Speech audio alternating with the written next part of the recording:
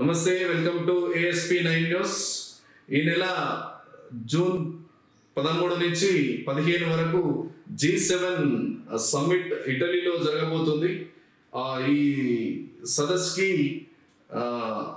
మన దేశ ప్రధాని నరేంద్ర మోడీ గారికి కూడా ఆహ్వానం అందింది. G7 summit,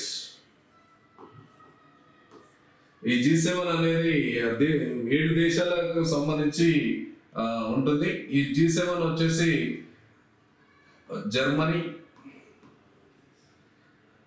US and Japan, UK, France,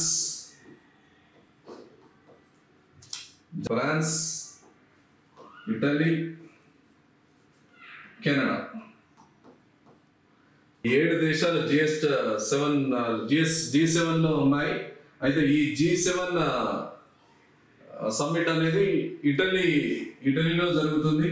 దీనికి మన దేశ ప్రధాని నరేంద్ర మోడీ గారిని ఇన్వైట్ చేశారు. మన దేశంతో పాటు దాదాపు 11 దేశాలు, అంటే మొత్తం 12 దేశాలని ఇన్వైట్ చేయడం జరిగింది. అయితే ఈ దీంట్లో ముఖ్యాంశాలు వచ్చేసి యుద్ధాల మీద చర్చించే అవకాశం ఉంది. అయితే ఈ G7 లో ఏ దేశాలు ఉంటాయంటే ఆర్థికంగా డెవలప్ అయినటువంటి, ఆర్థికంగా సామాజికంగా డెవలప్ అయినటువంటి దేశాలు ఈ G7 లో ఉన్నాయి. మన దేశం కొద్దిగా ఆర్థికంగా ఇంకా అభివృద్ధి చెందుతున్న దేశం కాబట్టి దీంట్లో స్థానం లభించలేదని చెప్పుకోవాలి. Thank you.